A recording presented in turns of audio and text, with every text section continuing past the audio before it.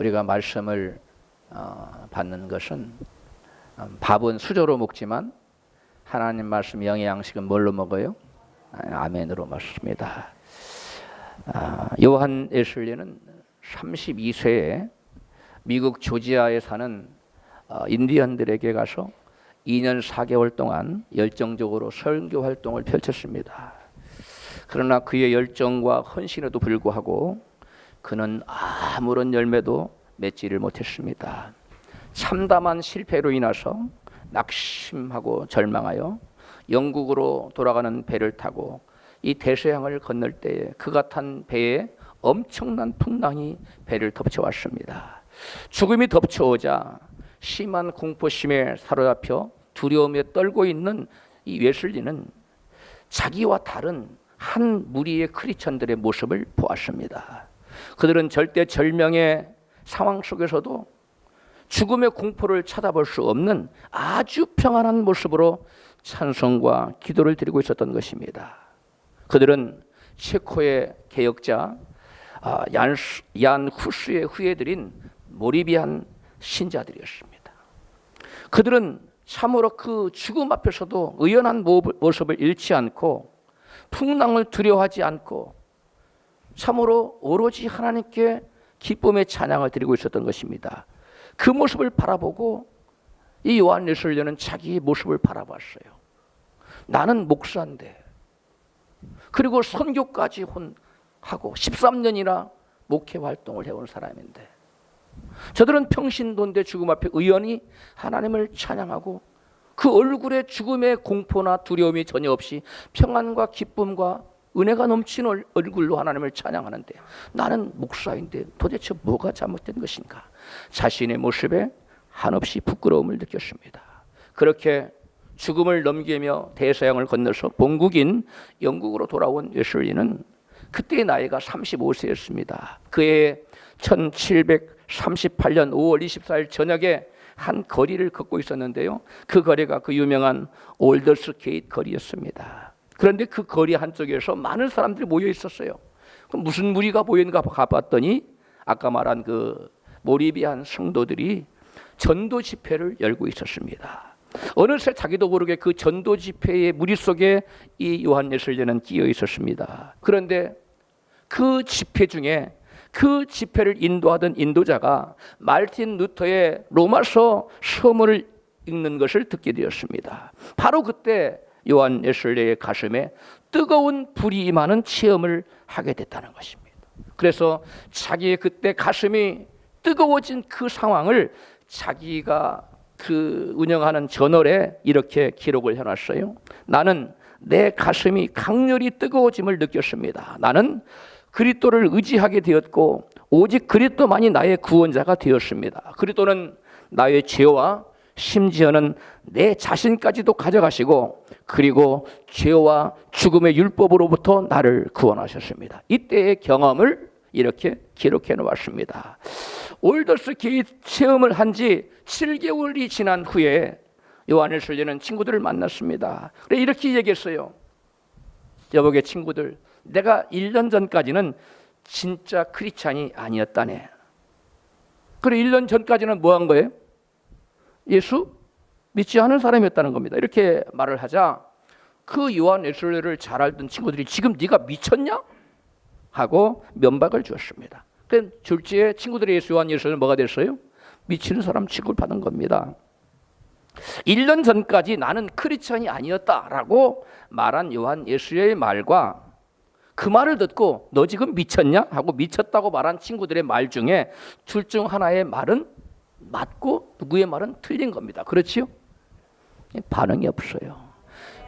똑같은 말을 했는 어떤 사람은 미쳤다고 그러고 어떤 사람은 그걸 기다 그러고, 그러니까 그 둘 중에 하나는 잘못된 거지요. 누구의 말이 맞는지 알려면 그때까지 요한 웨슬리가 35살이 될 때까지 그가 어떻게 신앙생활을 했는가를 살펴보면 우리는 알 수가 있습니다. 웨슬리는 4대째 목사 아들로 태어났고 웨슬리의 어머니는 독실한 크리스찬, 남다른 신앙을 가진 어머니여서 아주 특심으로 자녀들을 신앙교육을 시켰어요. 태어나자마자 기도를 시켰어요. 찬송을 들려주고 어려서부터 계속 말씀과 기도로 훈련시켜서 말씀 읽기와 그 다음에 예배와 또 그 기도 생활을 철저히 게을리하지 않도록 신앙교육을 시켰던 것입니다. 웨슬리는 이와 같이 신앙생활을 한 덕분에 교회에서 인정을 받아서 22세에 오늘날 한국어로 하면 23살에 안수집사로 안수를 받아요. 대단하지요? 네. 23세에 아주 안수집사를 받고요. 25세에는 목사 안수를 받습니다. 그리고 32세에는 선교사로 파송을 받아서 미국 조지아주에 사는 인디언들에게 가서 2년 4개월 동안 복음을 전하는 선교 사역을 펼쳤습니다. 그리고 35세인 바로 1738년에 미국에서 돌아와서 본국의 영국에 돌아와 그해 5월 24일 올더스게이트 거리를 걸으면서 그 모리비안 성도들의 집회에 참석했다가 뭘 받았다고요? 심령이 뜨거워지는 체험을 했다는 것입니다. 이러한 체험을 한 웨슬리는 이전에 해보지 않던 이런 체험을 뭐라고 해석했느냐? 아하, 내가 거듭났구나. 내가 이전까지 예수를 믿지 않았구나. 이렇게 이해를 했어요. 그리고 친구들에게 나는 1년 전까지는 뭐가 아니었다? 크리스천이 아니었다라고 간증을 했던 것입니다. 그 말을 들은 친구들은 너는 지금 미쳤다고 얘기를 한 것입니다. 올더스게이트의 그 심령이 뜨거워지는 체험을 하기 전과 올더스게이트의 그 심령이 뜨거워지는 체험을 하고 나서의 이 요한 웨슬레의 모습은 아주 뚜렷한 차이가 있었습니다. 체험 전에는 실패와 좌절과 번민과 패배의식으로 가득 찼어요. 고통의 연속이었어요. 그러나 이러한 심령의 뜨거운 불이 임한 이 요한 웨슬레의 삶에는 확신과 승리와 감사와 평강이 넘쳐났다는 것입니다. 그렇다면 웨슬레의 올더스게이트에서 뜨거운 체험은 웨슬리의 말대로 중생, 즉 거듭남의 체험이었을까요? 아니면 다른 것이었을까요? 우리는 예수님의 제자들의 예를 들어보면, 예수님의 제자들과 비교해보면 이 올더스게이트의 이 요한 웨슬리의 체험이 중생 체험이었는지 아니면 다른 것이었는지를 알 수가 있습니다. 예수님께서는 제자들의 발을, 허리에 수건을 두르고 발을 씻어주지요. 이제 베드로 차례가 됐습니다. 베드로야 이제 너 차례다. 발을 닦으라. 베드로가 다른 제자들과 다르게 아닙니다. 제 발을 씻을 수 없다고. 한번 같이 말씀을 읽어봐요. 요한복음 13장 8절 이하입니다. 시작. 베드로가 가로되 내 발을 절대로 씻기지 못하리 시리이다. 예수께서 대답하시되 내가 너를 씻기지 아니하면 너와 내가 나와 상관이 없느니라. 9절. 시몬 베드로 가로되 주여 내 발뿐 아니라 손과 머리도 씻겨 주옵소서. 예수께서 가로되 이미 목욕한 자는 발밖에 씻을 필요가 없느니라. 온몸이 깨끗하니라. 너희가 깨끗하나 다는 아니니라. 아멘. 여기에서 예수님께서 베드로에게 이 증거해준 말에는 아주 의미심장한 말이 담겨 있습니다. 예수께서 제자들에게 뭐라고 하면 너희는 지금 다 뭐한 자다? 이미 목욕한 자다. 그래서 뭐하다? 온몸이 깨끗하다. 이 말씀은 제자들은 이미 너희들은 나를 믿고 예수를 믿고 이미 거듭난 심자가 되어서 죄 사함 받고 깨끗한 자가 되었다는 그런 말씀이에요. 그러면서 너희가 깨끗하나 다는 아니니라. 한마디를 덧붙이시지요. 너희가 다 깨끗한데 너희 중에 한 사람은 깨끗하지가 않아. 그 사람은 누구를 가리키고 있어요? 가롯 유다를 가리키다니. 가롯 유다는 깨끗하지 않다는 거예요. 이건 무슨 말씀입니까? 예수께서는 다른 11 제자들은 너희가 나를 믿고 너희들은 거듭나서 죄사함 받고 깨끗하게 되었다는 거예요. 그러나 가롯 유다는 나를 따라다니기는 한데 뭐하지 않는다는 거예요? 믿지 않는다는 거예요. 거듭나지 않았다는 겁니다. 중생하지 않았다는 거예요. 그래서 그는 죄사함도 받지 못했고 깨끗하지도 않다는 것입니다. 여러분, 예수님께서 베드로에게 들려준 이 말씀 중에 우리가 분명히 알 수 있는 건 예수님의 12제자 중에 분명히 11제자들은 무슨 체험을 했다? 중생 체험, 거듭남을 체험한 거듭난 그리스도인이에요. 이 사람들은 구원받은 사람들입니다. 이 사람들은 여러분 체험을 했어요. 중생을 얻은 거듭난 사람이고 하나님의 백성입니다. 그렇다면 이미 예수 믿고 거듭난 제자들의 삶과 서역 속에 과연 어떤 갈목할 만한 변화가 나타났습니까? 거듭난 베드로와 그의 제자들이 예수님께 이런 말씀을 주여 너희가 나를 다 버리고 떠나리라. 그러니까 다른 사람은 다 주를 버릴지언정 저는 결단코 주님을 부인하지 않겠소. 죽을지언정 저는 죽을지언정 내 목이 달아나도 결단코 주님을 뭐하지 않겠다고요? 부인하지 않겠다고 힘주어 말했습니다. 이 베드로의 말이 가짜였을까요? 위장된 말이었을까요? 진실이었지요. 그러나 막상 예수님이 붙잡혀서 십자가에 달리고 매를 맞자 저들은 다 뿔뿔이 제자들은 베드로만 그렇게 고백한 다른 제자들도 다 그와 같이 말했다고 성경 기록했는데 다 도망쳤어요. 다 도망쳤고 베드로는 저주하면서까지 3번씩이나 주님을 부인하지 않았습니까? 뿐만 아니라 주님이 부활하셨다는 소식을 듣고도 유대인들을 두려워하여 문을 꼭꼭 걸어 잠그고 벌벌 떨고 있었습니다. 제자들이 틀림없이 뭐한 자들이라고요? 거듭난 자들이에요. 그러나 그들의 삶과 사역에는 어떠한 변화도 나타나지 않았다는 것입니다. 그렇다면 요한 예술의 경우도 그가 거듭났지만 전혀 뚜렷한 변화가 없던 제자들과 어때요? 같아요? 달라요? 같다고 볼 수가 있지 않겠어요? 거듭난 제자들이지만 그들에게 삶과 사역에 뚜렷한 변화가 나타나기 시작한 것은, 사람들의 눈에 띄게 변화가 나타나기 시작한 것은 언제부터였습니까? 바로 오순절 마가다락방에서 예수께서 말씀하신 아버지 약속하신 성령 세례를 받은 후부터입니다. 오늘 본문에 보니 오순절에 성령을 받은 제자들은 이전과 전혀 다른 모습으로 오늘 본문에 등장하고 있습니다. 제자들의 사역에 먼저 어떤 변화가 나타났습니까? 어떤 변화가 먼저 나타났어요? 본문 사도행전 2장 36절을 읽겠어요. 시작. 그런즉 이스라엘 온 집이 정령이 알지니 너희가 십자가에 못 박은 이 예수를 하나님이 주와 그리스도가 되게 하셨느니라. 저희가 이 말을 듣고 마음에 찔려 베드로와 다른 사도들에게 물어 가로되 형제들아 우리가 어찌할꼬 하거늘. 여러분 역전되지 않았습니까? 이전에는 제자들의 유대인들을 두려워했는데 이제는 제자들의 말을 듣고 유대인들이 그 앞에 굴복하는 모습을 보이고 있어요. 여러분 우선적으로 제자들에게 나타난 우선적인 변화는 어떤 모습입니까? 두려워하지 않고 공중에 나타나서 담대히 뭐하고 있어요? 지금 하나님 말씀을 선포하고 있다는 겁니다. 옛날에는 유대인들이 두려워서 그들의 나서기는커녕 숨어가지고 꼭꼭 숨어라, 머리카락 보일라 하던 그런 제자들의 두려워하던 모습과는 아주 사뭇 다른 모습입니다. 지금 사도들과 베드로들은 뭐라고 얘기했어요? 너희가 그리스도신 예수를 십자가에 못 박아 죽였다고 지금 담대히 말씀을 증거하고 있는 것입니다. 뿐만 아니라 본문 38절에 보면 베드로가 유대인들에게 담대히 회개를 촉구하는 모습을 볼 수 있어요. 같이 읽습니다. 베드로 가로되 너희가 회개하여 각각 예수 그리스도의 이름으로 세례를 받고 죄 사함을 얻으라. 그리하면 성령을 선물로 받으리니 39절 이 약속은 너희와 너희 자녀와 모든 먼데 사람 곧 주 우리 하나님이 얼마든지 부르시는 자들에게 하신 것이라 하고 아멘. 예수님의 부활 소식을 듣고서도 유대인들이 무서워서 문을 꼭꼭 걸어 잠그고 떨던 그 제자들의 모습과는 전혀 다른 모습입니다. 두려워 떠는 모습이 여기서 나타납니까?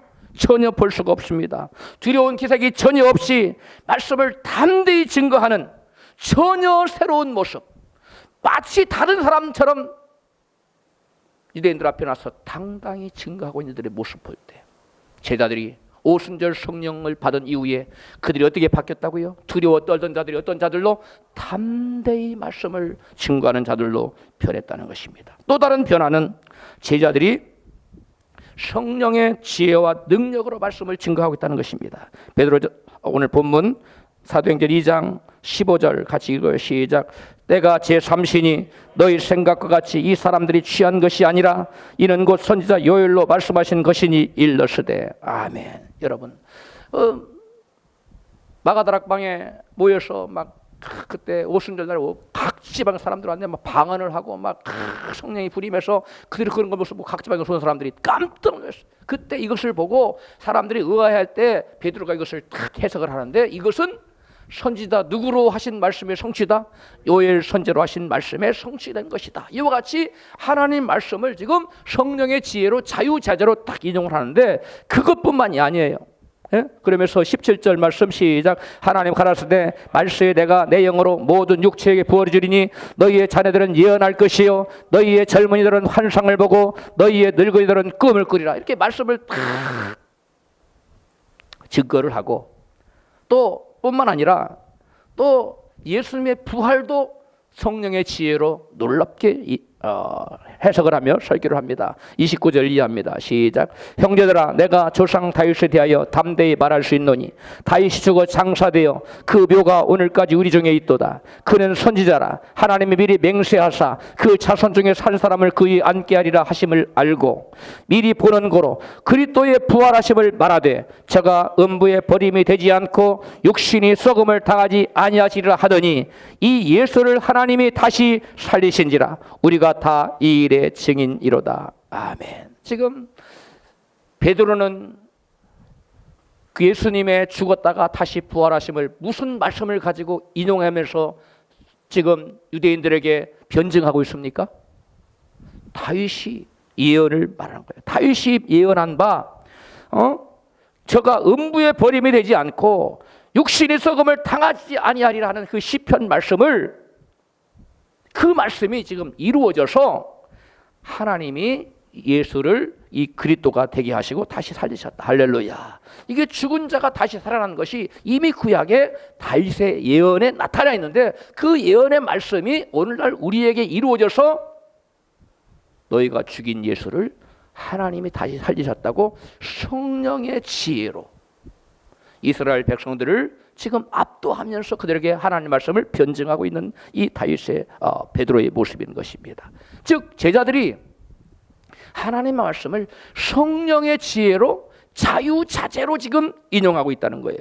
이 말씀이 바로 예수님 하신 말씀인데요. 마태복음 10장 19절 시작. 너희를 넘겨줄 때에 어떻게 또는 무엇을 말할까 염려치 말라. 그때 무슨 말을 말할 것을 주시리니 말하는 이는 너희가 아니라 너희 속에서 말씀하시는 자 곧 너희 아버지의 성령이니라. 베드로 안에 성령이 임하셔서 오순절에 약속받은 그 성령을 받고서 이 베드로가 성령이 충만하여 자기 안에 있는 성령의 말하게 하심을 따라서 요엘서를 인용하고 시편을 인용하고 요엘 선지자의 말씀을 인용하고 또 다윗이 선지자인데 이렇게 예언했다면서 다윗의 맛을 인용하면서 이스라엘 백성들에게 예수가 바로 그리스도라는 것을 증명하고 있어. 그리고 제자들이 방언하는 것은 예언의 성취라고 지금 변증하고 있는 거예요. 이것이 모든 다 뭐라고요? 하나님의 성령의 지혜로, 성령에 충만하여 성령의 지혜로 말씀을 증거하고 있는, 이전의 제자들의 모습과는 전혀 다른 모습이라는 것입니다. 할렐루야. 저와 여러분도 약속하신 성령을 받고 성령의 충만을 받으면 나도 모르는 말이 나온다는. 케니스 핵인 목사님의 책을 읽었더니 그분이 어느 집회에서 말씀을 증거하다가 어느 순간부터는 자기 의식이 없어진 거예요. 성령께서 그때부터 말씀을 증거하기 시작해요. 자기가 그때부터는 무슨 말씀을 증거했는지, 누구를 치료했는지 많은 사람들이 병자가는데 하나도 기억이 없는 거예요. 성령에 사로잡혀서 누구에게 말하게 하심을 따라, 성령의 말하게 하심을 따라 그와 같은 놀라운 일을 행했다는 것입니다. 마찬가지입니다. 사도 베드로도 그렇고 예수 그리스도는 언제나 오늘이나 영원토록 동일하시기 때문에 오늘 또 저와 여러분이 성령으로 충만함 받으면 성령의 지혜로 말씀을 자유자재로 증거하게 될 수 있을 줄로 믿습니다. 그 다음에 더 놀라운 변화는 본문 사도행전 2장 36절 이하에 보면 저들의 사역에 놀라운 열매가 나타난다는 것입니다. 같이 읽습니다. 시작. 37절. 저희가 이 말을 듣고 마음에 찔려 베드로와 다른 사도들에게 물어 가로되 형제들아 우리가 어찌할꼬 하는거늘. 41절. 그 말을 받은 사람들은 세례를 받음에 이날의 제자의 수가 3,000이나 더하더라. 아멘. 37절에 보니까 이 말씀을 들은 유대인들이, 옛날에는 막 제자들을 죽이려고 하던 이들이 말씀 받고 납작 엎드려져서 우리가 어떻게 하면 되겠느냐고 하고, 여러분 그들 사도들 앞에 지금 뭐하는 모습이에요? 굴복하는 모습 보이잖아요. 즉 사도들이 증거하는 말에 뭐가 있었다는 겁니까? 권세와 능력이 있었다는 것입니다. 그들의 사역에 힘이 있었다는 것입니다. 뿐만 아니라 그들을 굴복시킬 뿐만 아니라 그 말을 그 말을 듣고 그 유대인들이 그날에 세례를 받고 제자가 된 사람들이 몇 명이나 나타났다고요? 3,000명. 한 번의 설교에 3,000명씩 회개하면 여러분 이거 어떻게 되겠어요? 놀라운 열매 아닙니까? 성령의 충만함 받으면 이와 같은 놀라운 열매가 나타난다는 것입니다. 할렐루야. 여러분, 우리는 그래서 여러분 인간의 힘으로 능으로 안 되는 것을 제자들은 성령 받고 성령의 능력으로 우리 인간이 감히 상상할 수 없는 일들을 해냈다는 것이에요. 할렐루야. 이처럼 베드로와 제자들의 삶과 사역에 언제부터 이런 획기적인 역사가 나타났다고요? 거듭난 후부터입니까? 아니면 그들이 약속하신 성령을 받은 후부터입니까? 그렇죠. 거듭난 후에는 자기들 내면의 그리스도에 대한 믿음은 있었지만 남들이 보기에 자기들이 스스로 보기에도 뚜렷한 변화가 전혀 나타나지 않았어요. 그러던 저들이 여러분 성령 세례 받기 전에 약속한 성령을 받기 전에는 저들이 예수님을 3년 반 동안 쫓아다녔어요. 같이 먹고 자고 동고동락했습니다. 그러나 표면적으로는 어떤 여러분 변화도 나타나지 않았어요. 그리고 그들은 두려워하고 또 주님을 부인하기까지 하고 다시 고기 잡으러 가느라고 다시 옛생활로 돌아가 버려요. 옛사람의 모양으로 돌아갑니다. 전혀 달라진 점이 보이지 않았다는 것입니다. 예수 믿고 거듭났지만 무력하기만 하던 제자들이 성령을 받게 되자 어떤 자들로 바뀌었다고요? 담대하고 능력 있는 자들로 바뀌었다는 거예요. 우리 모두도 무기력하고 나약하지만 우리에게 약속된 성령이 임하면 우리도 담대하고 능력 있는 하나님의 종들로 바뀔 줄로 믿습니다. 마찬가지로 웨슬리도 어려서부터 철저한 신앙 교육을 받고 헌신하며 주님을 믿었지만 획기적인 그 어떠한 변화, 뚜렷한 어떠한 변화가 있었습니까? 없었습니다. 어려서부터 성경 읽기, 기도, 예배 열심히 드렸어요. 22살에 안수집사 안수 받고 25살에 목사 안수 받고 32살에는 선교사로 파송됐어요. 목사 안수 받은 지 13년 동안 예수를 섬겼어요. 주여종으로. 그러나 변화가 없었습니다. 이처럼 오랜 예수를 믿었지만 그가 올더스 게이트 거리에서 가슴이 뜨거워지는 그러한 체험을 하기 전까지는 그의 삶과 그의 사역에는 어떠한 변화도 뚜렷한 변화도 괄목할 만한 변화가 있었다고요? 전혀 없었다는 것입니다. 그러던 그가 올더스 게이트 거리에서 그 열린 그 전도 집회에 참석하여 가슴이 뜨거워지는 체험을 하고 난 다음에 그의 삶과 사역에는 획기적인 변화가 나타났다는 것입니다. 그 올더스 게이트에서의 전도 집회에서의 마음이 뜨거워지는 그런 체험을 하기 전에는 그 마음속에 실패와 번민과 좌절, 패배의식이 가득했어요.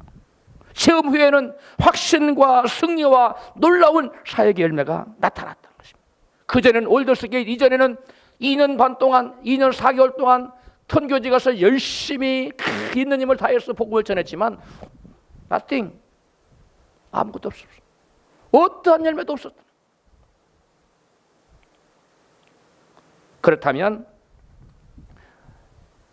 요한 예슬리의 올더스 게이트 체험은 거듭남의 체험이었습니까? 아니면 요한 예슬리는 그걸 거듭남의 체험이라고 해석하고 이해하고 친구들한테 내가 1년 전에는 뭐 했다? 크리스찬이 아니었어. 이렇게 얘기했다는 거예요. 아니면 이 올더스 게이트의 체험은 약속된 성령의 체험이었습니까? 그래, 약속된 성령을 체험한 거예요. 제자들도 거듭난 신자들이었지만 저들은 예수를 부인하고 도망치고 두려워 숨고 옛사람과 옛생활로 돌아가 버렸어요. 그러다가 오순절 성령을 받고 나자 의심 대신에 확신이, 두려움 대신에 담대함이, 패배 대신 승리하는 그러한 삶으로 사역으로 변화가 나타났다는 것입니다. 마찬가지입니다. 예수님도 제자들의 오순절 체험과 같은 올더스 게이트의 성령 체험을 하자 그의 삶과 사역에 뚜렷한 변화, 자기도 알고 남도 아는 그러한 괄목할 만한 변화가 나타났다는 것입니다. 따라서 예슬레 올더스 게이트의 체험 이전의 상태는 두려움과 여러분 실패의 연속이었다면 그러한 그의 모습이 여러분 올더스 게이트 이후에는 제자들이 어떤 모습과 같습니까? 변화된 중생한 제자들의 모습과 같은 것입니다. 그렇다면 요한 예슬레의 올더스 게이트의 가슴이 뜨거워지는 체험은 어떤 체험이었다고요? 중생 체험이었어요? 성령 체험이었어요. 그래서 예수께서 요한 예술례 같이 엄청난 신앙교육을 받고 4대째 목사 가문에서 태어나고 친히 어려서부터 신앙교육을 철저히 받고 목사가 되고 선교사가 되고 하나님을 열심으로 헌신적으로 섬긴다고 섬겼지만 그의 삶과 삶의 변화가 없었고 그의 사역의 열매가 없었어요. 바로 이런 이유 때문에 바로 예수께서 마지막에 제자들을 떠나시며 승천하시기 직전에 제자들에게 뭐라고 말씀하셨어요? 너희는 이 성을 떠나지 말고 아버지의 약속하신 것을 기다리라. 너희들은 맨날에 못 뛰어 성령을 받으리니. 할렐루야. 예수께서 제자들에게 마지막 부탁의 말씀이 바로 이 성을 떠나지 말고 아버지 약속하신 성령을 받으라고, 기다리고 약속하신 성령 임할 때까지 탐험하고 기다렸다 그 받으라고 마지막으로 부탁하신 분부하신 이유가 바로 성령 받기 전에는 우리의 삶도 뚜렷한 변화가 있을 수 없고 성령 받기 전에는 사역에도 뚜렷한 열매가 나타날 수 없기 때문에 예수님이 반드시 너희들은 이 성령을 받으라고 말씀하신 것입니다. 우리 모두 이 성령을 받기를 사모하십시다. 이 거듭난 신자는요, 예수님과 함께 죽고자 하는 그런 마음의 소원이 있어요. 그러나 죽는 데까지 같이 갈 수 있는 능력은 없습니다. 마음의 소원은 있어요. 예수님 말씀대로 살고 싶은 소원이 있어요. 근데 말씀대로 살 수 있는 뭐가 없어요? 능력이 없는 겁니다. 예수님과 죽는 자리에까지 같이 갈 수 있는 능력은 거듭남 체험으로 되지 않고 뭘 체험한 자만이 가능해요? 성령 체험한 자들, 성령 약속하신 성령을 받고 계속 충만함 받은 자들이 여러분 주님 죽는 자리에도 같이 갈 수 있는 거예요. 예수 믿고 거듭난 신자는 마음은 원이지만 그 마음의 원대로 살 수 없는 육신의 제한을 받은 신자들이에요. 예수님은 이것을 마태복음 26장 41절에 이같이 말씀했어요. 같이 읽습니다. 시험이 들지 않게 깨어 기도하라. 마음에는 원이로되 육신이 약하도다 하시고, 여기서 나타난 육신이라는 단어는 헬라 원어로 샤르크스예요. 이 말은 어떤 말이냐? 샤르크스라는 말은 여러 용도로 쓰이는데 마음 먹은 대로 할 수 없는 인간의 연약함, 한계를 지닌 리미테이션을 가진 인간의 연약함을 표현할 때 쓰는 단어예요. 그래서 너희들이 마음으로는 굴뚝같아 하고 싶어, 말씀대로 살고 싶어, 죽는 자리까지 같이 가고 싶어. 근데 육신이 약해요. 제한이 따로. 근데 그 제한을 뛰어넘는 능력이 우리에게 필요한 겁니다. 그 제한을 뛰어넘는 능력이 바로 뭐냐면 약속하신 성령을 받는 거예요. 그래서 예수께서는 바로 아버지 약속하신 것을 너희들은 받을 때까지 이 성에서 떠나지 말아라. 여러분, 하나님이 약속하신 것을 받기 위해, 성령을 받기 위해서 나는 결단 그 자를 떠나지 않겠습니다 하고 그런 결단한 결연한 의지를 가지고 그들이 열흘간 간절히 합심하여 기도했을 때, 여러분 오순절날이 임할 때 하나님의 약속하신 성령이 그들에게, 오순절날에게 불같이 임했어요. 비둘기의 불의 혀같이 각사한 머리 임해서 그들이 약속하신 성령의 불세를 받았다는 거예요. 할렐루야. 예수 믿고 거듭난 자들은 마음은 변화가 되고 싶고 열매를 맺고 싶어요. 그런데 변화될 능력, 열매 맺을 능력이 없는 것이 문제입니다. 확신을 가지고 싶고 담대함을 갖고 싶어요. 승리하고 싶은 마음의 강한 마음의 소원이 일어납니다. 그건 거듭난 신자들의 특징이에요. 예수 안 믿는 사람, 거듭나지 않은 사람은 교회를 다니도 그런 소원 없어요. 그러나 교회를 다니는데 난 변화되고 싶어야 되는데, 나도 좀 열매 맺는 삶을 살고 싶은데, 그런 소원 여러분에게 있습니까? 나도 예수님처럼 죽는 자리에 따라가고 싶어, 그런 마음의 소원이 있습니까? 그럼 여러분 거듭났어요. 난 진짜 예수님 죽는 자리에 따라갈 거야. 그때다가 나 도망쳐야지. 그런 사람 말고, 난 정말 죽는 자리에 나 따라가고 싶어. 그런 거듭난 사람이에요. 마음에 그런 소원이 있는 사람은, 이건 교회를 다니지만 그런 소원이 있는 사람과 없는 사람의 차이점이에요. 이건 거듭난 사람의 특징이에요. 그 소원은 있는데 뭐가 없는 게 문제예요? 능력이 없는 게 문제. 소원은 굴뚝 같아요. 그런데 그 소원을 실행할 능력이 없는 거예요. 여러분, 그런데 그 소원을 갖고 있다고 해서 자기가 하고 싶은 걸 할 수 있느냐? 아니에요. 마음은 원이로되 육신이 약한 제한이 따른다는 거예요. 우리 인간으로서는 할 수 있는 것이 있고 우리 인간의 능력으로 할 수 없는 것이 있어요. 한계가 있어요. 우리 인간의 한계를 아신 주님, 우리 약속하신 것이 뭐라고요? 약속하신 성령이에요. 그 성령을 받기를 사모하십시오. 여러분이 자꾸 넘어집니까? 여러분의 마음은 원인데 그때 말씀대로 못 삽니까? 그렇다면 여러분에게 필요한 건 뭡니까? 성령이에요. 성령이 오셨네. 성령이 오셨네. 이 기쁜 성령이 오셨네. 여러분 노래할 수 있는 사람은 그 받아볼 사람만이 그것을 노래할 수 있는 거예요. 성령이 오시면 이전에는 내가 할 수 없었어요. 그러나 이젠 할 수 있어요.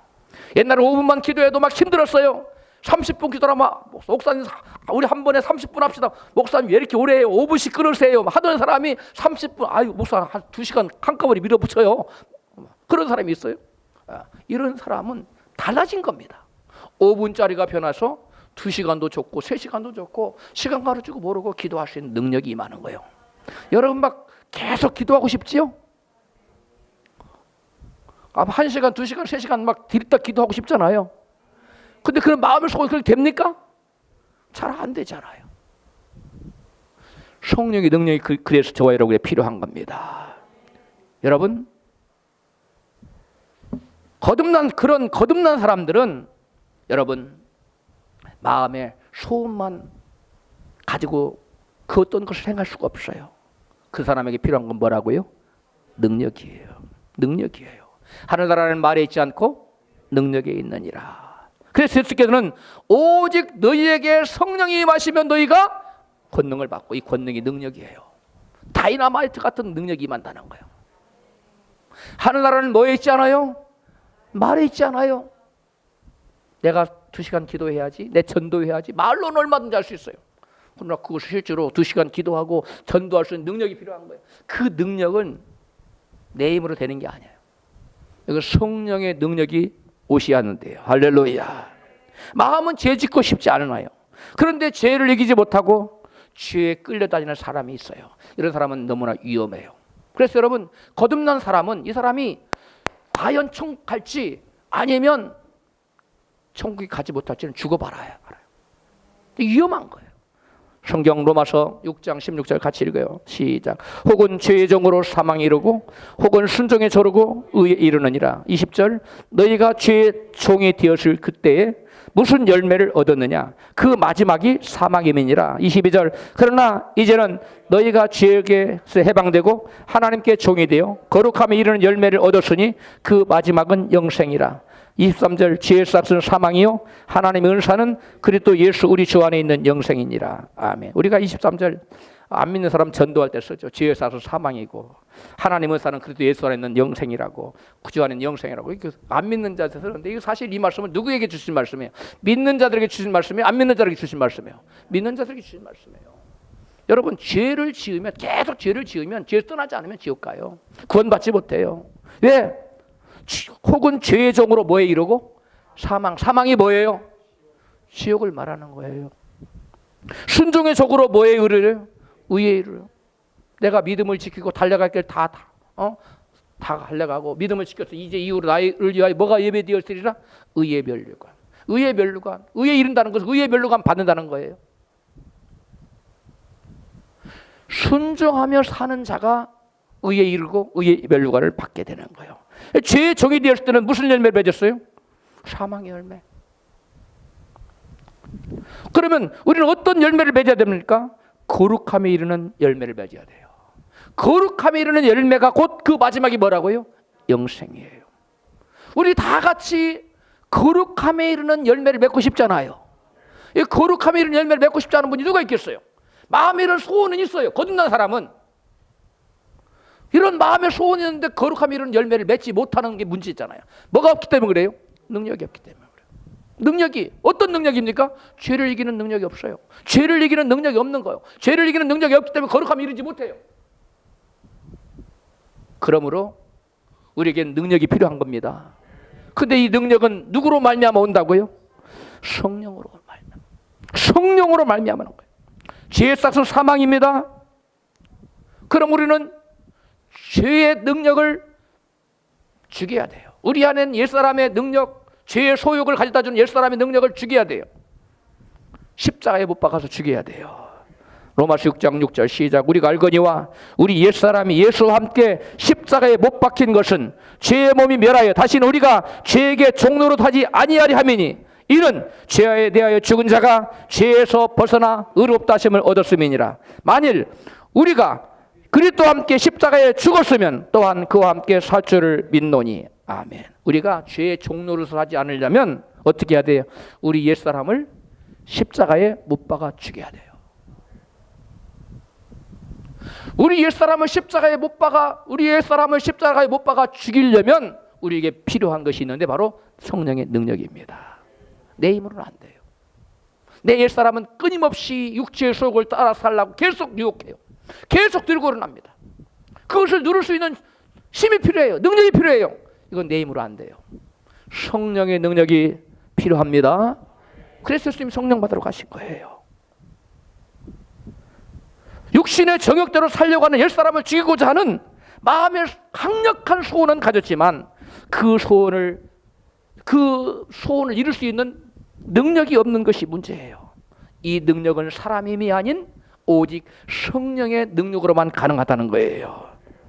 우리가 여러분 육체의 정욕을 죽이지 못하고 계속 육체의 소욕에 끌려다니는 삶을 살면 어떤 결과가 나타날까요? 바울은 갈라디아서 5장 17절에 그 결과를 이와 같이 말해요. 시작. 육체의 소욕은 성령을 거스리고 성령의 소욕은 육체를 거스리나니 이 둘이 서로 대적함으로 너희 원하는 것을 하지 못하게 하려 함이라. 아멘. 너희 원하는 것을 하지 못하게. 우리가 원하는 거 뭐예요? 하나님 뜻대로 살고 싶어. 우리는 거룩한 열매를 맺고 싶어. 우리는 또 이 땅의 천국을 누리고 싶고 천국에 가서 영원한 천국을 누리고 싶어요. 이것이 우리가 이루기를 원하는 것들이에요. 우리가 원하는 것들이에요. 이게 죄를 이기고 싶어요. 성령의 소욕을 쫓아 살고 싶어. 그런데 문제는 뭐냐면 우리가 우리 안에 있는 육체의 속을 죽이지 못하면 그것에 끌려가서 성령의 소욕을 거스려서 그 결과 우리의 원하는 것을 다 하지 못하도록 막아버리는 거예요. 우리 원하는 게 뭐라고요? 하나님 말씀대로 살고 싶어요. 그렇지요? 기도 열심히 하고 싶어요. 전도도 열심히 하고 싶어요. 또 이 땅에서도 천국을 누리고 싶고 승리하는 삶을 살고 싶고 또 영생 천국 들어가고 싶어요. 이게 우리가 원하는 바 아닙니까? 성령을 충만히 받기를 원해요. 그런데 우리가 이것을 못해요. 왜 그래요? 우리 안에 있는 육체의 소욕이 너무 세서 나를 지배해버리기 때문에 그 육체의 소욕에 끌려다니기 때문에 우리 원하는 것을 너희 원하는 것을 뭐하게 한다? 하지 못하게 한다. 우리 안에 있는 육체의 소욕이에요. 그러므로 우리 원하는 것을 하려면 우리 안에 육체의 소욕을 다 뭐 해야 돼요? 다 죽여야 돼요. 옛사람의 정욕을 죽여야 됩니다. 근데 내 힘으로 가능해요? 불가능해요. 성령의 능력이 와야 성령의 능력으로 이 육체의 속을 짓밟아버리고 죽일 수 있어요. 그러면 성령의 능력이 우리로 하여금 항상 승리하게 하여 우리가 원하는 것들을 하게 할 수 있다는 거예요. 그리고 우리 육체의 소욕이 살아있으면 이것에게 매일 여러분이 물을 주고 먹이를 주면 여러분이 원하는 거 아무것도 못해요. 많은 사람들이 신앙생활을 한다 교회 나옵니다. 연조가 쌓입니다. 집사가 되고 권사가 되고 장로가 되고 목사가 돼요. 그런데 자기 원하는 것을 이루지 못해요. 말씀대로 못 살아요. 기도하지 못해요. 전도도 못해요. 천국을 누리지 못해요. 심령 천국이 없어요. 가정에도 가정 천국이 없어요. 교회를 5년 다녔는데 맨날 가정이 부부싸움해요. 삶 속에도 어떤 열매가 나타나잖아요. 심령에 평안이 있어야 되고 가정에 평안이 있어야 뭔 열매가 나타나는데 마음이 평안한 자에게 어디로 인도한다고요? 소원의 항구로.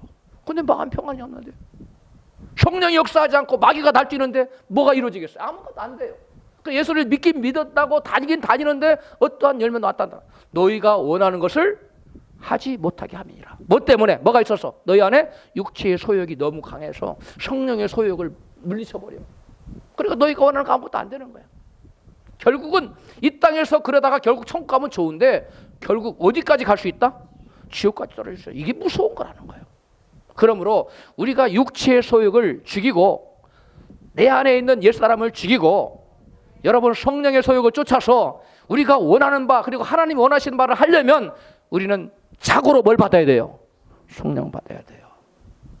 대답을 크게 하세요. 자고로 뭘 받아야 돼요? 성령 받아. 성령의 권세를 받아야 돼요. 성령의 능력 받아야 돼요. 올더스 게이트에서 이 요한 예술례가 성령의 뜨거운 가슴이 뜨거워지는 체험을 한 것처럼 여러분 그 뜨거운 불 체험을 해야 돼요. 그 뜨거운 체험을 하고 나면 여러분 심령이 달라져요. 이전의 제자들이 무력한 모습에서 담대한 모습으로, 옛날에는 담대히 말씀도 증거하지 못하던 자들이 막 입에서 유창하게 말씀이 막 쏟아져 나온 것처럼 하나님의 지혜와 권능이 저들 가운데 막 임했던 것처럼 성령의 세례를 받고 성령의 충만함 받은 자들은 여러분 벌써 달라요. 달라지시기를 축복합니다. 우리 모두 다 그 나라와 그 일을 구하고 싶잖아요. 예? 세상보다 주님을 더 사랑하고 싶잖아요. 그런데 우리의 마음의 소원대로 살아갈 능력이 없다는 게 뭔지 아닙니까? 그 능력은 곧 뭘 받아야 된다고요? 성령 받아야 된다는 거예요. 할렐루야. 여러분 성령 받지 못하면요 육체의 소욕을 누리지 못해요. 그래서 거룩한 삶을 살지 못해요. 그러면 어떻게 돼요? 결국은 아무도 거룩함이 없이는 뭐하지 못하리라. 주를 보지 못하리라. 환상 가운데 주님 못 보는 걸 말하는 게 아니에요. 그것도 물론 못 보고 죽어서 천국 가서 주님 못 본다는 얘기예요. 거룩의 열매를 무조건 맺어야 돼요. 아름다운 열매 무조건 맺어야 돼요. 근데 내 힘으로 되냐고요. 이게 내 힘으로 안 되는 게 문제예요. 그래서 하나님께서는 우리의 연약함을 아시고 우리에게 성령의 능력이 필요한 것을 아시고 성령이 필요한 걸 아시고 스가랴 선지자 쪽에 우리에게 약속하셔서 이게 아버지 약속하신 거예요. 스가랴 4장 6절 시작. 만군의 여호와께서 말씀하시되 이는 힘으로 되지 아니하며 능으로 되지 아니하고 오직 나의 신으로 되느니라. 아멘. 이 나의 신이 뭐라고요? 성령. 우리 힘으로 안 돼요. 마음에 소원이 있다고 되는 게 아니에요. 성령의 능력이 와야, 그 성령의 나를 사로잡아 나의 육신의 소욕을 죽여야 우리가 우리 원하는 것을 할 수 있어요. 할렐루야. 먼저 그 나라와 그를 구할 수 있고요. 주님 뜻대로 살 수 있고요. 하나님을 기쁘시게 하고자 하는 그러한 말씀대로 순종하는 삶을 살 수가 있는 거예요. 그래서 예수님은 또 스가랴 선지자뿐만 아니라 에스겔 선지자를 통해서도 우리에게 하나님께서 약속하신 성령을 보내줄 것을 말씀하셔서 같이 있습니다. 에스겔서 36장 26절에 시작. 또 내 새 영을 너희에게 두고 내 새 마음을 너희에게 주되 너희 육신에게 굳은 마음을 제하고 부드러운 마음을 줄 것이며 27절 또 새 신을 너희에게 속에 두어 너희로 내 율례를 행하게 하리니 너희가 내 규례를 지켜 행할지라. 아멘. 하나님께서 우리에게 뭘 주신다고요? 새 영을 보내주 우리 마음속에 든다는 거예요. 그래서 우리 마음을 어떤 마음으로? 부드러운 새 마음을 줬는데 그 마음 어떤 마음이냐? 강팍한 마음이 아니라 굳은 마음이 아니라 어떤 마음이라? 부드러운 마음, 관용하는 마음, 용서하는 마음, 사랑하는 마음, 그런 마음으로 바꿔주겠다는 거예요. 그리고 27절에 보니까 내 영을 내 신을 너에게 두어서 너희로 뭘 하게 하겠다? 내 율례를. 우리가 먼저 그 나라 구를 구하고 싶고 죄를 이기는 말씀에 순종하는 삶을 살고 싶어요. 말씀의 율례를 지키고 살고 싶어요. 그런데 율례를 지킬 수 있는 뭐가 없는 게 문제예요. 능력이 없는 게 문제예요. 그런데 율례를 행하게 한다는 건 다른 말로 율례를 행할 수 있는 능력을 주시리니 그 말 아니에요? 율례를 행하게 한다는 말이나 율례를 지킬 수 있는 능력을 주신다는 말이나 그 말이 그 말인 거예요. 그래서 성령이 오시면, 하나님의 영이 우리 심령에 오시면, 약속하신 성령이 우리에게 오시면 우리는 이제부터는 내 힘이 아닌 누구의 힘으로? 성령의 능력으로 율례를 행할 수가 있게 되는 줄 믿습니다. 성령이 내게 오시면 이때부터는 내 힘이 아니라 성령이 그냥 자연스럽게 말씀을 지키도록 이끌어 간다는 거예요. 그럼 억지로 말씀 지켜야 돼 막 해서 되는 게 아니에요. 그래도 넘어져요. 내 힘으로는. 왜? 예수님이 그랬잖아요. 친히 마음으로는 원이로되 육신이 약하도다. 넘어진다는 거예요. 그러나 성령이 오시면 우리를 붙잡아두는. 그러면 성령 오시면 전혀 안 넘어집니까? 아니, 때때로 방심할 땐 넘어져요. 그러나 거의 대부분 승리하도록 인도하신다는 거예요. 성령을 뭐 하는 자에 받고 성령 충만을 유지하는 사람이, 성령을 소멸치 말라고 성경에 있어요. 성령을 소멸해버리면 안 돼요. 성령을 계속 충만받고 또 재충만받고 충만받고 또 계속 충만받아서 여러분 우리가 성령의 능력에 사로잡혀서 성령의 능력으로 육체의 소욕을 지배해야 돼요. 이게 성령 충만이에요. 그런 자는 우리가 원하는 것, 그리고 하나님이 우리를 통해서 맺기를 원하시는 열매를 맺을 수 있어요. 저를 보세요. 할렐루야. 자, 여러분은 정말 거룩함의 열매를 맺고 변화된 삶을 삶으로 하나님께 영광 돌리기를 원하십니까? 그렇다면 예수께서 마지막에 분부하신 뭘 받아야 돼요? 약속하신 성령을 받아야 돼요. 그래야만 나 자신의 옛사람을 성령의 능력으로 십자가에 못 박아 죽일 수 있고 죄를 이길 수도 있고 여러분 승리할 수도 있는 것입니다. 그리고 삶과 사역 속에서 우리가 원하는 풍성한 열매가 그때 맺혀지는 거예요. 내가 열심히 한다고 되는 게 아니에요. 성령님이 도와주시고 하나님 부르신 천군천사가 와서 도와줘야 돼요. 그 내가 막 열심히 뭘 해요. 아침에 일찍 일어나고 밤에 늦게 눕고 동서사방을 쫓아다녀요. 그런데 마귀가 다 길을 막아버려. 그러면 되겠어요? 안 됩니다. 하나님이 하시도록 해야 돼요. 여러분의 힘만으로 살고자 하지 마십시오. 이건 세상 사람들의 삶의 방식이에요. 내 힘으로 나도 물론 열심히 해야 되지만 누가 나서서 도와주도록, 하나님의 성령께 나서서 도와주도록 하는 삶을 살아야 돼요. 그러려면 우리 가운데 누가 나타나셔야 됩니까? 성령이 오셔야 돼요. 성령이 오셔야 돼요. 오늘 본문에 보니까 예수님을 십자가에 달아 죽인 유대인들이 우리가 어찌할꼬 이렇게 묻고 있어요. 같이 읽어요. 2장 37절. 저희가 이 말을 듣고 마음에 찔려 베드로와 다른 사도에게 물어 가로되 형제들아 우리가 어찌할꼬 하고는, 여러분 지금 그들은 왜 어찌할꼬, 너희가 하나님의 오래신 그리스도를 십자가에 못 박아 죽였다. 그러니까 아이고 우리가 하나님을 죽였다니 이게 도대체 어떻게 된 거야? 어떻게 하면 좋냐 이제 이렇게 말했어. 여러분 예수님을 십자가에 못 박아 죽인 사람 이거 얼마나 큰 죄예요. 그러니까 그들이 어찌할꼬 물었어요. 여러분 그래도 우리가 알아야 될 게 있어요. 유대인들만 예수님을 십자가에 못 박아 죽인 죄를 지은 것이 아니라는 사실을. 우리도 예수님을 십자가에 못 박아 죽인 동참했어요. 지금도 많은 우리 가운데 많은 사람들이 때때로 예수님을 십자가에 못 박고 있어. 다시금. 무슨 말이냐? 오늘날 또 내가 다시 죄를 지을 때마다 내가 예수님을 십자가에 다시금 못 박고 있다는 사실을 깨달으시기를 바랍니다. 예수님을 십자가에 못 박는 죄를 반복하지 아니하려면 우리가 어찌할꼬 하는 질문을 던져야 돼요. 누구처럼? 유대인들처럼.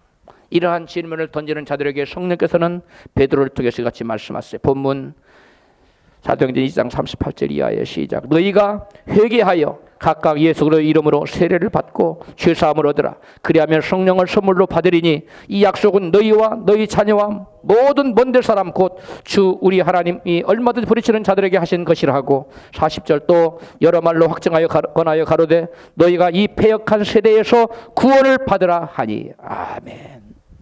그 무엇보다 이 패역한 세대에서 구원을 받으려면 뭐가 선행돼야 된다고요? 회개가 선행돼야 된다고 말씀하고 있습니다. 예수님께서도 그래서 예수님께서도 먼저 회개하라고 말씀해요. 마가복음 1장 15절에 가르칠 때 때가 찼고 하나님의 나라가 가까웠으니 회개하고 복음을 믿으라. 뭐하고 복음 믿으라요? 회개하고. 오늘날 전도하는 사람들이나 교회에서 무조건 믿으라는 거예요. 여러분 믿기 전에 뭐가 선행돼야 돼요? 하나님께 대한 회개가 선행돼. 회개하고 믿어야 돼요. 바울은 그렇게 전도했어요.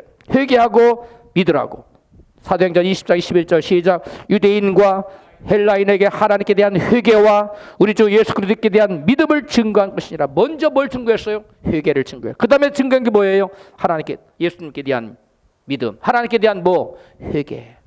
예수님께 대한 뭐? 믿음을 증거했다는 거예요. 먼저 회개하고 세례를 받아야 죄사함을 얻을 수 있어요. 그리고 거듭날 수 있고 성령을 받을 수 있습니다. 교회를 다니지만 거듭나지 않은 사람, 어떤 사람이 거듭나지 못했어요? 회개하지 않은 사람. 거듭나지 않은 사람은 여러분 아무리 성령을 달라고 기도해도 안 돼요. 먼저 뭐가 돼야 돼요? 회개가 돼야 돼요. 여러분 회개하고 세례를 받으라고 했어요. 세례를 받는다는 말이 무슨 말입니까? 세례를 받는다는 말은 교회의 일원이 된다는 거예요. 교회. 즉 그리스도의 몸의 일부가 지체가 된다는 거예요. 그래 세례를 받아야 돼요. 많은 경우에 성령 세례를 받기를 원하지만 아직 회개가 이루어지지 않아서 성령을 받지 못하는 경우를 저는 많이 봅니다. 사랑하는 교우 여러분, 여러분은 진정 변화와 열매를 원하십니까? 그렇다면 예수께서 저들에게 기다려 가신 뭘 받아야 돼요? 약속하신 성령을 받아야 됩니다. 그래야 죄를 이길 수 있는 능력이 임합니다. 성령을 먼저 받기 위해서는 우선적으로 해야 될 일이 뭡니까? 회개하는 것입니다. 내 스스로 내 인생의 주인 되었던 것을 회개해야 돼요. 이게 가장 근원적인 회개가 이루어져야 돼요. 내 인생의 주인은 내가 아니라 누구라고요? 주님이에요. 그 예수님 뜻대로 살아야 돼요. 내게 손해가 올지라도 주님이 뜻하시면 그 길로 가야 돼요. 이게 바로 회개한 사람이 사는 삶의 방식이에요. 여러분의 인생은 누구십니까? 예수님이십니까? 대답을 못 하시네요. 여러분의 인생이 예수님이라고 확신하고 그렇게 사는 사람은 그 부분에서는 회개할 필요가 없어요. 그러나 그렇지 않고 그 부분에 찔림인 사람은 회개하십시오. 그리고 예수님보다 세상에 여러분 더 사랑하는 것이 있습니까? 어떤 사람이 지옥에 가봤더니 지옥에 하나님 환상 중에 보는데 루비통 가방, 지갑 뭐 이런 것들이 있다는 거예요. 주님보다 루비통 가방을 더 사랑하는 거예요. 주님보다 돈, 지갑을 더 사랑하는 거예요. 그 사람은 그 루비통 가방과 함께 그 지갑과 함께 지옥 간다는 거예요. 저 여러분은 우리들 마음속에 주님보다 더 사랑하는 것을 그 어떤 것도 담아둬서는 아니 됩니다. 우상을 성경은 마음에 들이지 말라 그랬어요. 근데 많은 사람들이 마음에 우상을 가지고 있어. 돈, 명예, 성공, 자식, 부모, 애인, 이게 자기 우상이에요. 어떤 사람은 루이비통 가방, 여성들, 그거 같이 지옥 가는 거예요. 이걸 회개해야 됩니다. 회개하고 성령을 받으라 그랬어요.